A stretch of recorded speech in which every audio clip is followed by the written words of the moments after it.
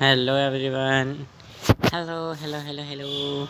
So let's start the self management skills for class 9th और the class 10th board exam. Board के लिए सबके लिए sufficient है। ये नोट्स आपको मेरे टेलीग्राम पर मिल जाएंगे, टेंशन मत लीजिएगा, क्योंकि ड्राइव में सेव नहीं हो पा रहे ना यार, फुल हो चुकी है इसलिए टेलीग्राम पे मिलेंगे। The life is a chain of an event marked by pain anxiety. पहले सेल्फ मैनेजमेंट का मतलब समझो, ठीक है। पहले हमारे सेल्फ मतलब अपने आपको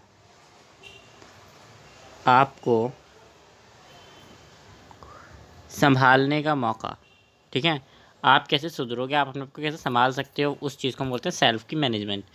आप हर जगह अपने आप को कैसे कंट्रोल कर सकते हो, अपनी फीलिंग्स को।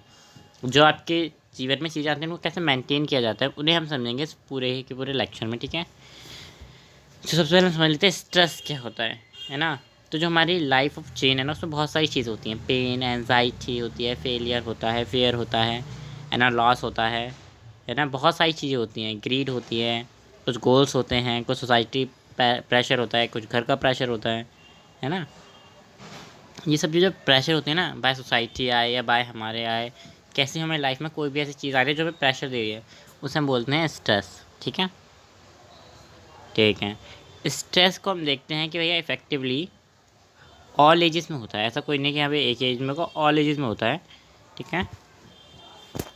उसके बहुत सारे नुकसान भी हैं। लोगों को बहुत सारे डिसेबिलिटीज़ का सामना करना पड़ता है। किसी का हेडेक स्टार्ट होता है स्ट्रेस लेते, किसी के हार्ट रिलेटेड प्रॉब्लम स्टार्ट हो जाती हैं, है ना।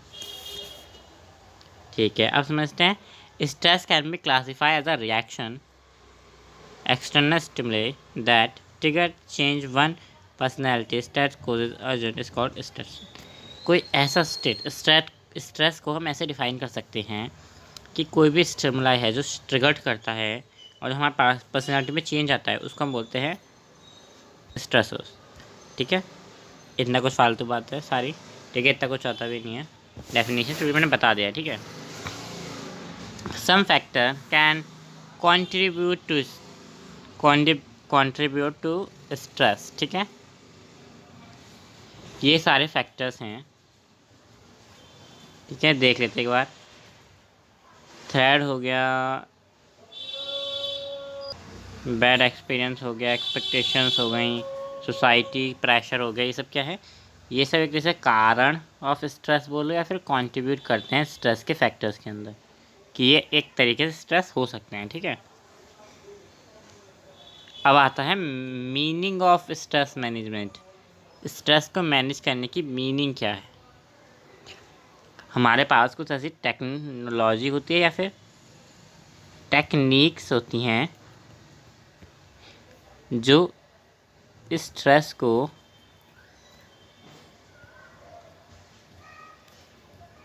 मैनेजमेंट में हेल्प करती हैं।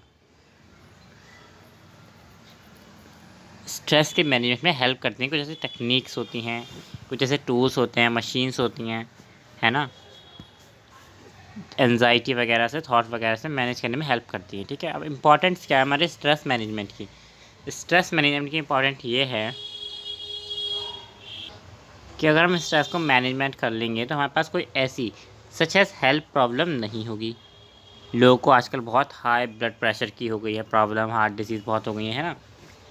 अगर हम वो क्या कहते हैं, स्ट्रेस को मैनेज कर लेंगे तो हमारी रिलेशनशिप और फैमिली ख़राब नहीं होगा, ठीक है। सब ठीक रहेंगे, है ना। और स्ट्रेस अगर हम मैनेज कर लेंगे तो हमारी प्रोडक्टिविटी बढ़ेगी, हम ज़्यादा काम कर पाएंगे। वरना हम स्ट्रेस में खोते रह जाएंगे, डिप्रेशन में चले जाएंगे, सोचते रहेंगे कुछ ना कुछ, पागल हो जाएंगे एक तरीके से, ठीक है। Quality of life. Stress can B impact your quality of life.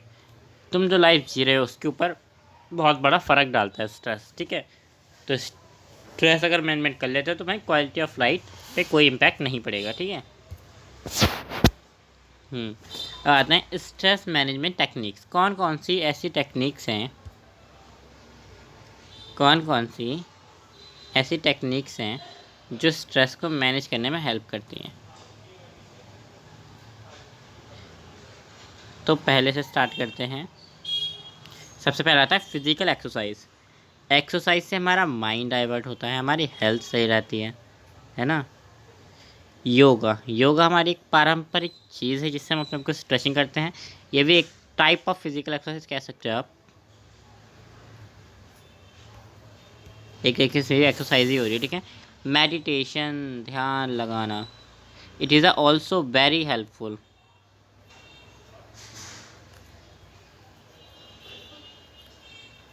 अगर तुम इसको सिर्फ 5 मिनट्स भी करते हो ना, फिर भी बहुत अच्छी चीज़ होती है, ठीक है।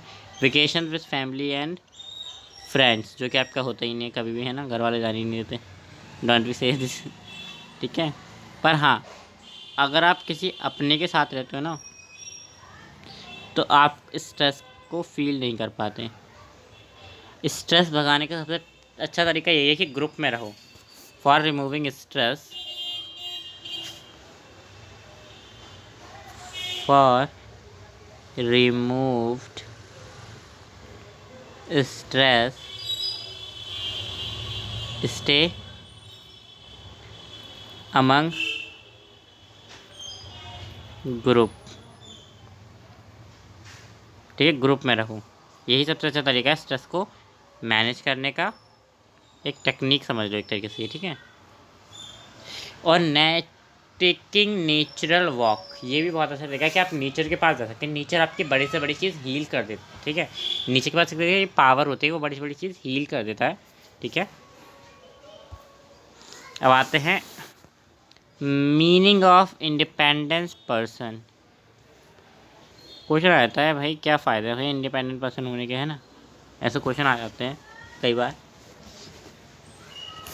Independent person aware from his feeling and character, वो अपनी फीलिंग और कैरेक्टर को जानता है, ऑब्जर्व करता है अपने बिहेवियर को, अपनी मिस्टेक्स को करेक्ट कर सकता है, और उसको पता होता है कि उसको किस चीज़ की ज़रूरत है। वो अपने डिसीजन खुद ले सकता है, उसकी जो भी गलती होंगी वो उसकी होंगी, किसी और की वजह से नहीं आएंगी।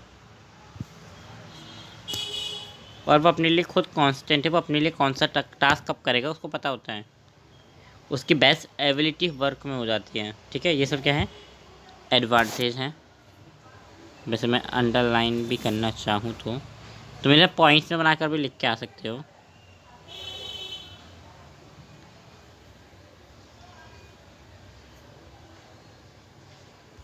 रुको ज़रा, correct his mistake, he also can now what is need,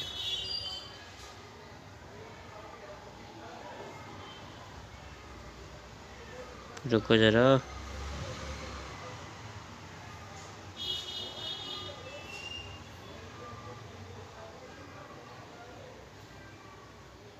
भी पूरा इंपॉर्टेंट है, वैसे मैंने इसको पूरे को कर दिया है, तो इसके पॉइंट्स बना के लिख सकते हो तुम, ठीक है, पेपर में आ सकता है।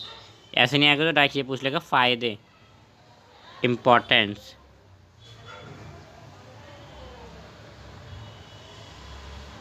इम्पोर्टेंट ऑफ वर्क इंडिपेंडेंटली, या फिर ठीक है, उसके इम्पोर्टेंस बताओ। ये आ गए एडवांटेज ऑफ वर्क इंडिपेंडेंटली, ठीक है, क्या क्या फ़ायदे हैं। Boost self confidence, self confidence बढ़ता है। मेक द सेल्फ रिलायंट बनता है पर्सन, पर्सन अपने आप पे भरोसा करना सीख जाता है, ठीक है। और वो इमोशनली इंडिपेंडेंट बढ़ जाता है, ऐसा नहीं कि हर जगह रो रहा है, मतलब किसी के साथ रहता है तो इमोशनली करेक्ट हो जाता है ना, बाद में मैं छोड़ के चला जाता है, स्ट्रेस में चला जाता है, डिप्रेशन में चले जाता है, ये सब चीज़ नहीं होती, ठीक है, फ्रांड का नहीं होता। बेस्ट, अपनी सेल्फ वैल्यू इंक्रीज़ करता है। मेक पर्सन अकाउंटेबल, अपने आप को आंसरिंग बनाता है, अकाउंटेबल बनाता है, ठीक है। It is the importance of in work independently,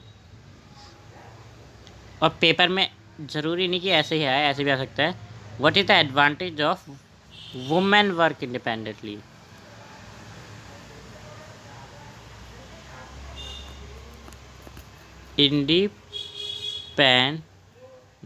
independently women's work, इसको समझाओ, है ना, ऐसे आ सकता है, ठीक है, याद रखेंगे सब। अब आता है self required to work independently, क्या ज़रूरी है हमें वर्क इंडिपेंडेंटली करने के लिए। सबसे पहले तो सेल्फ मोटिवेशन होना चाहिए, बिना मोटिवेशन के क्या कर लोगे तुम, है ना। जब तक किसी ने मोटिवेट ही नहीं करा होगा तो तुम कुछ करने की सोचोगे ही नहीं, है ना। ऑर्गेनाइजिंग स्किल्स आनी चाहिए। अगर तुम वर्क इंडिपेंडेंटली करोगे तो अकेले रहोगे, तो तुम्हें अपने आप को मैनेज करना आना चाहिए, ठीक है। मल्टीटास्किंग होनी चाहिए कि भाई एक टाइम पे दो दो काम कर सको तुम, क्योंकि तुम अकेले हो, तुम्हें बहुत कम टाइम होगा, तुम्हारे पास कोई नहीं है। डिसिप्लिन होना चाहिए तुम्हारे अंदर। कम्युनिकेशन स्किल्स होनी चाहिए और रिसोर्सफुल, तुम्हारे पास रिसोर्स होना चाहिए किसी भी चीज़ के लिए, अच्छे से कम्युनिकेशन कर पाओ हर किसी से। डिसिप्लिन रखो, मल्टीटास्किंग रखो, ऑर्गेनाइज स्किल्स रखो और सेल्फ मोटिवेट रहो, ठीक है। ये सब for working is important, for working important, ये सब आना चाहिए तुम्हें, ठीक है। How to become self reliant, कैसे हम सेल्फ रिलायंट बने, ठीक है। 3 स्टेप्स हैं। पहले तुम सेल्फ अवेयर हो जाओ, फिर सेल्फ मोटिवेट हो जाओ, फिर सेल्फ रेगुलेशन हो जाओ, ठीक है। सेल्फ अवेयरनेस होनी चाहिए, सबकी पता होनी चाहिए, मोटिवेशन होना चाहिए और रेगुलेशन होना चाहिए, ठीक है। अब आते हैं, सबसे पहले एक एक करके पढ़ते हैं इन्हें, ठीक है। पहले सेल्फ अवेयरनेस, फिर सेल्फ मोटिवेशन, फिर सेल्फ रेगुलेशन। सेल्फ अवेयरनेस का मतलब क्या है? तुम्हें अपनी पर्सनैलिटी के बारे में पता होना चाहिए। क्या स्ट्रेंथ है तुम्हारी, क्या वीकनेस है तुम्हारे, क्या थॉट्स है तुम्हारे, क्या इमोशंस हैं तुम्हारे, ये सब तुम्हें पता होना चाहिए। क्या मोटिवेशन है तुम्हारा, पता होना चाहिए तुम्हें। अंडरस्टैंड होना चाहिए कि पीपल्स तुम्हारे बारे में कैसा रिस्पॉन्स करेंगे, ठीक है। तुम्हें कॉन्फिडेंस होना है, डेवलप्ड पर्सन बनना है, तुम्हें अपने डिसीजन मेकिंग एबिलिटी और कम्युनिकेशन स्किल्स को इन्हेंस करते रहना है, हमेशा इन्हेंस करना है, ठीक है। सेल्फ अवेयरनेस मतलब है कि भाई वर्क इंडिपेंडेंटली, क्योंकि हम लीडर हो जाते हैं, ठीक है। अगर हमें खुद ही के बारे में कुछ नहीं पता होगा तो हम कैसे करेंगे वर्क इंडिपेंडेंटली, ठीक है। तो सेल्फ अवेयरनेस में आते हैं टाइप्स, 2 तरीके के, 2 टाइप्स, ठीक है। एक होता है एक्सटर्नल, एक होता है इंटरनल सेल्फ अवेयरनेस। आ जाओ, एक्सटर्नल सेल्फ अवेयरनेस, इंटरनल मतलब तुम्हें अपने बारे में पता होना चाहिए, तुम्हारा पैशन क्या है, फीलिंग क्या है, स्ट्रेंथ क्या है, वीकनेस क्या है, तुम्हें अपने बारे में फॉर और इन्फॉर्मेशन होनी चाहिए, इन्फॉर्मेशन होनी चाहिए। और एक्सटर्नल सेल्फ अवेयरनेस क्या है? ऐसी सेल्फ अवेयरनेस मतलब कि बाहर से तुम्हें अवेयर रहना कि बाहर क्या क्या हो रहा है, बाहर क्या हो रहा है, in the country, in her country क्या हो रहा है, रेप केसेस बढ़ रहे हैं वगैरह वगैरह, क्या कैसे लोग रह रहे हैं, कैसे लोग हैं, क्या हो रहा है, क्या होने वाला है, इस चीज़ सबको सेल्फ अवेयर रहना है, बाहर से भी और अंदर से भी, ठीक है, अपने आप से भी और बाहर से लोगों से भी, ठीक है। नेक्स्ट एक सेल्फ मोटिवेशन। सेल्फ मोटिवेशन बहुत ज़रूरी है अपने गोल्स को अचीव करने के लिए। फॉर अचीविंग, अगर तुम कॉन्फिडेंस हो, मतलब कि मोटिवेट हो, तुम्हारे अंदर मोटिवेशन है, तो तुम्हारे गोल्स जल्दी अचीव हो जाएंगे, फास्टली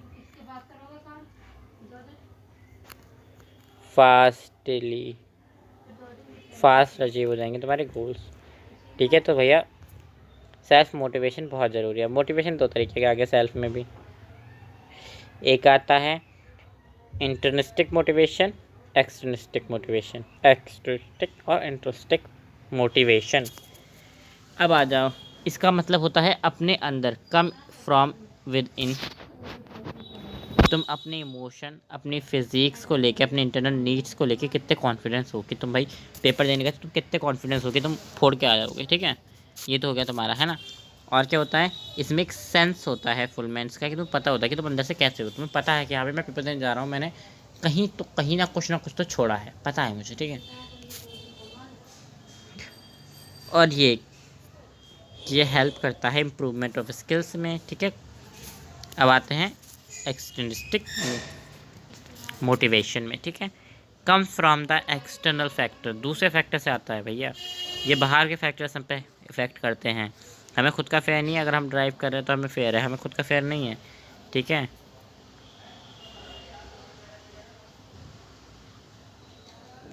हमें खुद का फेयर नहीं है, बाहर से आते हैं, ठीक है। बाहर का मोटिवेशन कैसा है, हमें बाहर के लोग, सोसाइटी के लोग कैसे रखते हैं, ठीक है। वो आता है सेल्फ रेगुलेशन। मतलब होता है कोई ऐसी एबिलिटी जिससे कि आप अंडरस्टैंड कर सको या फिर कोई रिकैप कर सको या फिर तुक्का लगा सको जैसे कि भाई बाहर के लोग कैसा रिएक्ट करेंगे, कैसा इम्पैक्ट पड़ेगा, क्या होगा अगर मेरी डेवलपमेंट स्किल्स होंगी, मेरी सेल्फ अवेयरनेस बढ़ेगी, मेरी इंटेलिजेंस बढ़ेगी, सेंस ये बढ़ेगा, तो ऑथर लोग कैसे मेरे पर फोकस करेंगे, क्या होगा, उसे बोलते हैं सेल्फ रेगुलेशन। तो इसमें क्या आता है, इसमें दो आते हैं, कंट्रोलिंग रिएक्शन टू इमोशन, है ना, और काम डाउन आफ्टर समथिंग। देखो अगर कुछ भी हो रहा है, मैं तो कहूँगा कोई कुछ भी बोल रहा है तो अपने आप को काम रखो, काम काम। भौंकने वालों की वैल्यू नहीं होती, ये याद रखो, भौंकने वालों की वैल्यू नहीं होती। तुम अपनी ऐसी बात रखो कि लोग सुनने को तरस जाए तुम्हारी बातों को, है ना। तो ऐसी बात बोलो कि लोग सुनने को तरस जाए, ठीक है। तो थैंक यू गाइस। इसी के साथ इसी के साथ हमारा ये चैप्टर भी है कंप्लीट होता है। ऐसी और वीडियो के लिए सब्सक्राइब करें मेरे यूट्यूब चैनल को, और भी वीडियो देखें, और भी कंटेंट देखें, मैंने और भी आईटी की वीडियोस डाल रखी हैं, ठीक है, एंटरप्रेन्योरशिप वगैरह की, ठीक है। तो मुझे सब्सक्राइब कर लो और साथ में लाइक भी कर देना अगर वीडियो अच्छी लगे, कुछ भी समझ में आया है तो प्लीज़ मेरा टेलीग्राम डाउनलोड कर लो, फ्री के नोट्स उठा लो।